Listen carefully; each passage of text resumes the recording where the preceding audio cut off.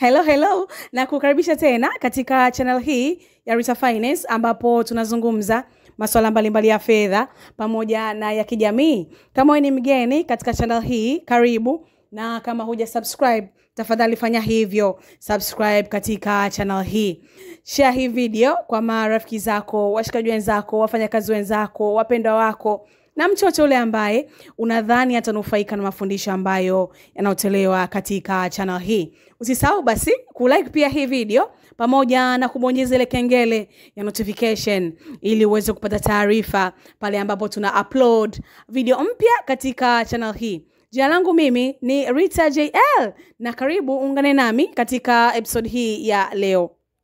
Katika episode hii ya leo tunaenda kuziangazia tuzo maarufu sana za Nobel, na nadhani utakuwa umekwisha kuzisikia hata watu maarufu ambao tayari wamekwisha kupewa tuzo hizi za Nobel. Je, nini ni asili za tuzo hizi na nani mwasisi wa tuzo hizi? Tutaenda kujifunza mawili matatu kutoka kwake. Sasa mwanzilishi wa tuzo hizi anaitwa Alfred Nobel.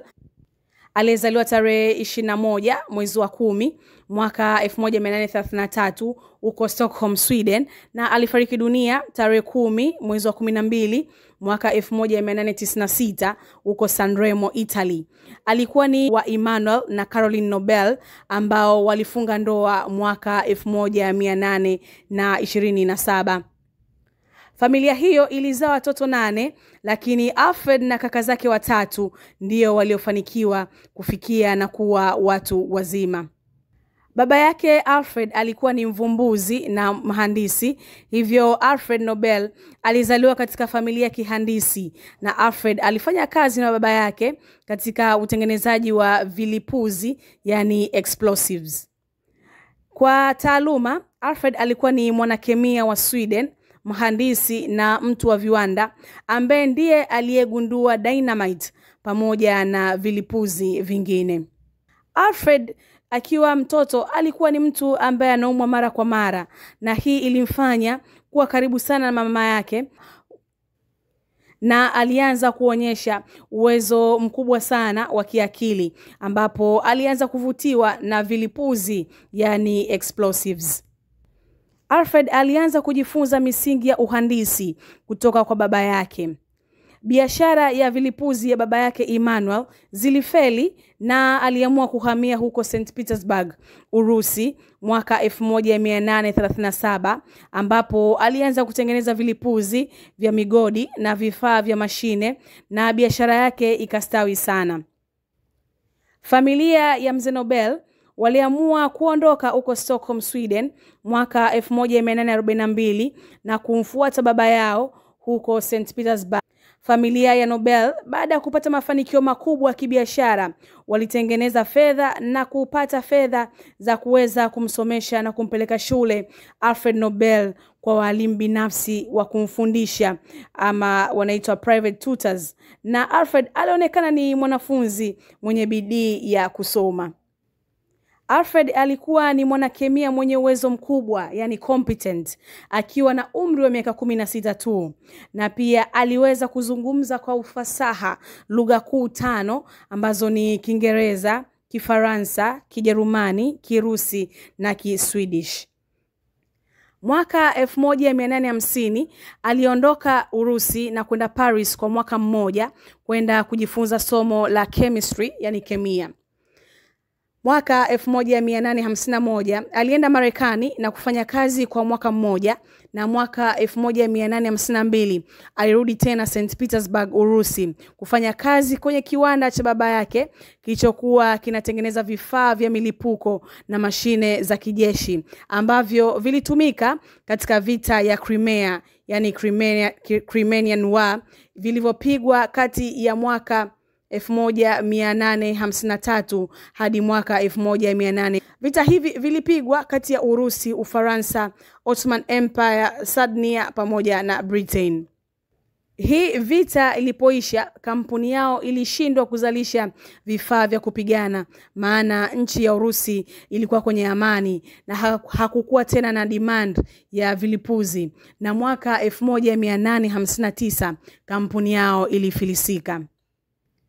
Alfred na wazazi wake waliamua tena kurudi Sweden, lakini kaka yake Robert na Ludwig waliamua kubaki Urusi kuendelea kuangalia na kuokoa baadhi ya mali za familia. Alfred alianza kufanya experiment ya vilipuzi, yani explosives, kwenye laboratory, maabara ndogo ya baba yake. Mwaka 1862 alijenga kiwanda kidogo cha kutengeneza nitroglycerin, na mwaka 1863 aliweza kutengeneza kilipuzi cha kwanza cha nitroglycerin, na hichi ndicho kilichomtambulisha Nobel kama mvumbuzi.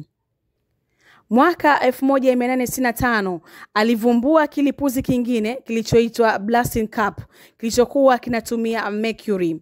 Kilipuzi hichi chenye kutumia mercury ndicho kilichozindua vilipuzi vya kisasa. Kilipuzi cha kwanza cha nitroglycerin kilikuwa na shida ya usafirishaji kwani it was extremely dangerous to handle. Kilikuwa ni hatari sana kwani kilisababisha kiwanda cha Nobel kulipuka mwaka 1864 na kikamuua mdogo wake wa kiume wa kuzaliwa Emil pamoja na watu wengine 4. Baada ya mlipuko huo, Nobel hakukata tamaa. Alijenga kiwanda kingine cha kutengeneza hiyo nitroglycerin, ila katika mazingira salama zaidi, na alijifunza kwenye makosa ya kiwanda kilichopita. Kilikuwa ni kiwanda salama japo kilikuwa na milipuko midogo ya hapa na pale. Mwaka 1867 Nobel alifanya uvumbuzi mkubwa wa kugundua dynamite, na aliamua kuipa jina la dynamite kutoka kwenye neno la Kigiriki la dynamis lenye maana ya power. Ugunduzi huu ulimfanya kupata patent rights za kuzalisha dynamite huko Great Britain mwaka 1867 na Marekani mwaka 1868. Hii ndio ilimfanya Nobel kujulikana duniani kote, kwani dynamite ilitumika katika ujenzi wa reli, barabara, kwenye blasting tunnel pamoja na cutting of canals. Ugunduzi huu wa dynamite ulimfanya kutengeneza fedha na kujipatia utajiri. Kwa upande mwingine sasa, kaka zake wale wawili, Robert na Ludwig, waligundua visima vya mafuta huko Baku, Azerbaijan, katika bahari ya Caspian Sea na kujitengenezea utajiri. Alfred Nobel aliwekeza katika vilipuzi na pamoja na kuwekeza katika hizi kampuni za kaka zake, na hisa zake ndizo alizokuwa nazimiliki katika makampuni ya kaka yake pia zilizidi kumuongezea utajiri. Alfred alifariki dunia nyumbani kwake San Remo, Italy mwaka 1896, na hadi kifo chake alikuwa na viwanda 90 vya vilipuzi kwenye maeneo mbalimbali duniani. Na baada ya kufariki walifungua wosia wake ambao alikuwa ameuandika alipokuwa Paris tarehe 27 mwezi wa 11 mwaka 1896 na kuideposit katika benki moja huko Stockholm, Sweden. Wosia huo ulikuwa ni surprise kubwa sana kwa familia yake, marafiki zake na kwa umma kwa ujumla. Hii ilikuwa ni kwa sababu katika maisha yake binafsi Alfred nje ya kazi alikuwa ni humanitarian, na pia ni mtu anayependa kusikiliza, a good listener, na pia alipenda kuwakaribisha watu kwenye chakula cha jioni, yani dinner host. Alikuwa ni mtu mwenye nidhamu, yani self discipline. Alfred aliacha fedha nyingi katika trust fund kwa ajili ya kuanzisha tuzo za kimataifa ambapo baadaye zilipewa jina la Nobel Prizes. Sababu za Nobel kutaka kuanzisha tuzo hizo zilieleza kuwa ni tukio la ajabu lililotokea mwaka 1888 ambapo lilimsumbua sana akili Nobel. Katika mwaka huo kaka yake Ludwig aliyekuwa anaishi France aliaga dunia. Mwandishi wa gazeti alichanganya watu wawili na kuandika juu ya kifo cha Alfred Nobel. Wakati huo Alfred Nobel alikuwa bado yupo hai, na aliyeaga dunia alikuwa ni kaka yake aliyeitwa Ludwig. Magazeti yalishanganya katika kuripoti kifo cha Ludwig na waliandika Alfred kwenye kichwa cha habari kilichosema The Merchant of Death is dead. Kwa Kiswahili, yani muuzaji wa kifo aaga dunia. Mwandishi mwingine aliandika mfalme wa dynamite aaga dunia. Sasa maneno hayo ndiyo yaliyomsumbua Alfred Nobel, na akaona kuwa atakuwa hajaviachia vizazi vijavyo historia nzuri, bali ni historia kubomoa, kwani atajulikana kwamba yeye ndiye alianzisha hizi vilipuzi, yani bomu la dynamite. Aliamua kuandaa tuzo hizi ili atakapofariki asije akatoja vibaya kwa mvumbuzi wa vilipuzi ama mabomu ya dynamite. Na alitaka asitajwe vibaya kama alivyotajwa wakati kabla hajafa, na alijua kwamba punde atakavyokufa kumbe ndivyo atakavyoitwa, na akataka kubadili hiyo picha. Aliamua kubadili picha hasi na kuanzisha tuzo ya Nobel. Awali Alfred Nobel alilenga tuzo hizi ziwe kwenye maeneo ambao yeye mwenyewe aliyapenda kwa muda mrefu, maeneo ya chemistry, physics, physiology na literature. Ila inasemekana kwamba rafiki yake wa karibu Betha von Suttner, ambaye alikuwa ni mwanaharakati wa amani mwenye kupenda amani na kupinga vita, ndiye aliyemshawishi Alfred Nobel pia awe na tuzo za amani za Nobel. Hivyo ndivyo Alfred Nobel alivyoamua kubadilisha historia na kubadilisha namna ambavyo atakumbukwa katika dunia hii, kwa kuacha hela katika trust fund ili kuanzisha tuzo hizo za Nobel.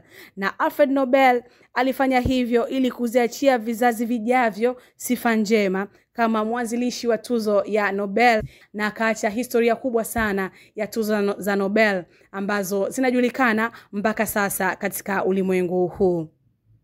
Asante sana kwa kunisikiliza. Natumai umejifunza mawili matatu kutoka kwa Alfred Nobel, ambaye aliamua kubadili historia yake na kujiachia sifa njema hapa duniani kwa kuanzisha tuzo ya Nobel. Jina langu mimi ni Rita JL, and keep it locked with the Rita series.